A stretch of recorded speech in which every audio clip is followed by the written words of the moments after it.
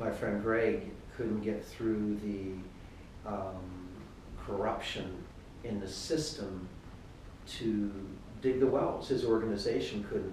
They each demanded their money. And he knew that if he gave into one, there would be another level, and he would have to give into that level, and then the next level, and there would be no guarantee he would even get through. They talked and negotiated and worked with them, and finally they had to give up, and they actually had to take all of that. And while they were negotiating in Kenya, they were working with another nation, I think it was South Africa, and they went there instead. So they couldn't help the people who needed the help because of the corruption.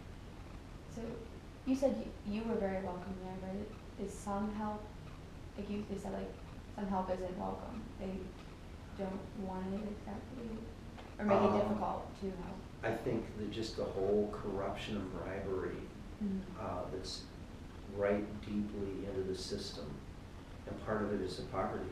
If you're a policeman, you can't even get food on your table for your family, and you're working 12 hours a day and walking to work. You figure out, I'll take a few bribes on the side, or see what I can do, you know, to get a little more money. And so it's just a vicious cycle. The other thing were, during the presidential or prime minister election, parliamentary elections, there is violence, and there has been violence, and there was very bad violence after a couple. And that's usually related to tribes.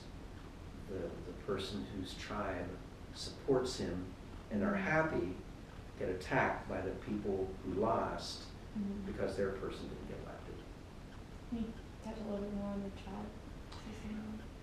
There are several things, or a few things that you cannot understand Kenya without, and probably other nations in Africa without getting into, and one is the tribes. Depending on how you define a tribe, there are at least 47, 49 tribes in Kenya, each one with its own language, its own culture, usually its own region that it lives in, fact, for sure, and lifestyles. And so, and that is intense. Absolutely, people think of themselves as much, at least, if not more, as who their tribe is, as who their country is. That's huge. So, you know, Obama's male ancestry is part of the Luo tribe. That was in the far west. They're fishermen, subsistent farmers in the far west of Kenya. Most prime ministers are Kikuyus. They're the government people, often professionals, more highly educated. They're in the central. This is a Maasai type garment made for Westerners, but and when you see pictures of Kenyans that are tall and semi-naked and in red, it's usually Maasai because they're isolated. The craftspeople are Kamba, the Kamba tribe. They make most all of the crafts, including some around here that I have, so that each tribe has their own skills that they've honed, their own way of life, and that's massive in Kenya. So when something happens and there's a riot or there's a killing, it's usually tribal related. The second thing I mentioned is corruption, just that whole system of corruption. The third thing that is the most unreported thing of all is the Christian church. Kenya is ahead of other nations because of the Christian missionaries that came in the mid-1800s and still are active there. One figure has 83% of Kenyans identifying themselves as Christian. Their Presbyterian church in Kenya has more members than all of the United States and Canada put together, all of North America put together.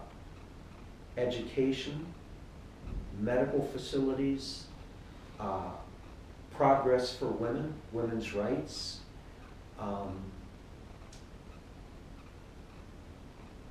vocational training, all of that is probably most spurred on by the Christian church.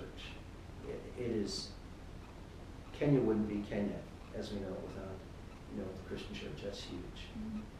I'm trying to think if there was anything else that, two other things I think that are just really important are the reality of radical Muslims moving in from Somalia.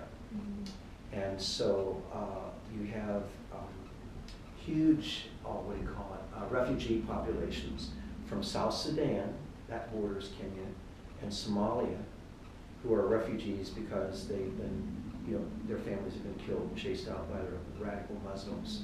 And then second, there are now,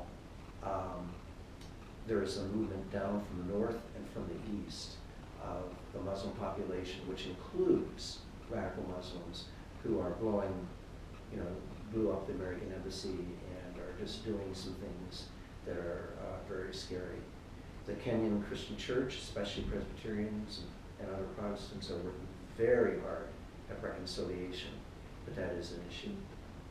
Do you have any knowledge of human trafficking in Kenya, if it's any kind of issue or? I do not. I do not. I would think it would be.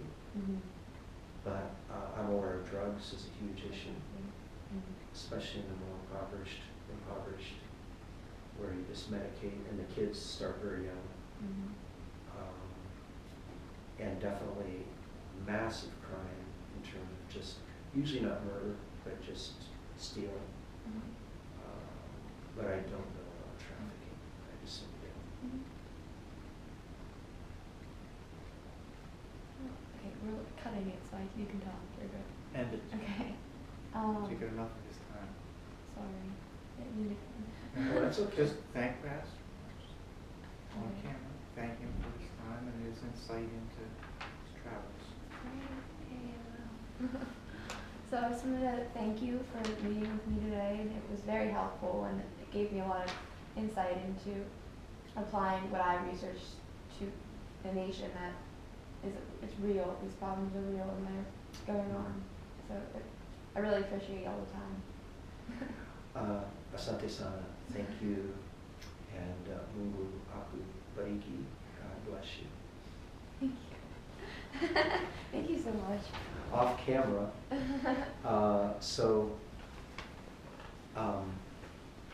there was this young guy running for senator, U.S. senator Yeah. in Illinois,